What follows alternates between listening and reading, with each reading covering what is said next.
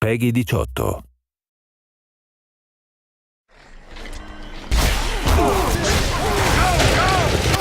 I enjoy making the sounds for these things. Maybe it's a bit of a macabre career choice, but there's always a new way to make somebody die. That sounds horrible, but it's true.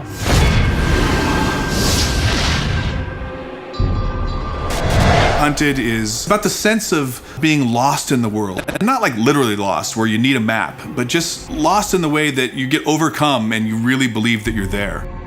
The goal for me is to try and get the player to be excited about what's around the corner. You know, what's happening next? What can I find? What's gonna make the hairs on the back of my neck tingle? You know, we talk about that a lot with the music.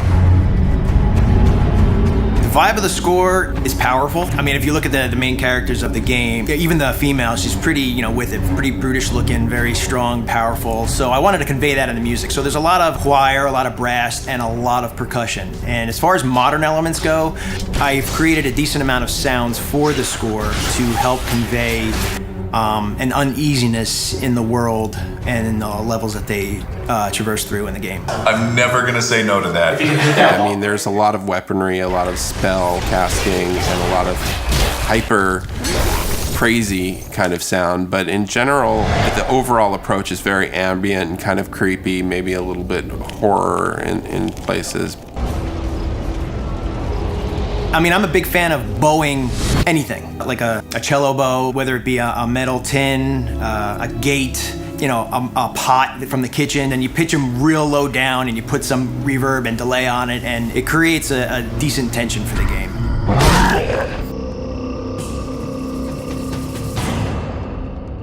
Every sound in the game is designed. There's nothing like a stock library sound in this game. So every single sound, even like the small impacts of the wood breaking as a body falls into it, it's, a multi-layered sound of like crunchy stuff up top and then this stuff up here.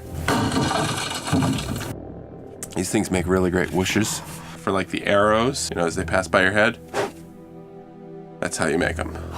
Cutting it close there. Ooh, a good death rattle. I'll take chocolate syrup and tomato paste and corn syrup and I'll mix it all together and just stick a mic in there and just, make some really cool beefy sounds. And then when that stuff like splatters and you hear it after you kill, it's really satisfying. You want to imagine the blood splattering on the ground. If you're into that sort of thing. Sometimes I don't think about that. I never think about that. A lot of the nostalgia of the old dungeon crawly games was all about the magic mouth giving you the riddle, or you find the runes written on the wall and you translate them into some mysterious riddle. What we want to do is give that same kind of fun, like, I figured it out, or I've been thinking about it all night and I woke up in the morning with the answer. We wanted the puzzles of our game to blend into the mythology and blend into the environments and be true to where they are. You may break through a wall and find out there's a huge other area behind it that you didn't know existed, and those are all over our world.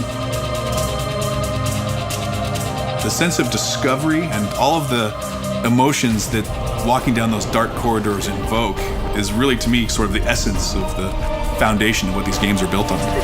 Because your responsibility is to give people what they're looking for, but once you've done that, and then you got to give them some things they didn't expect.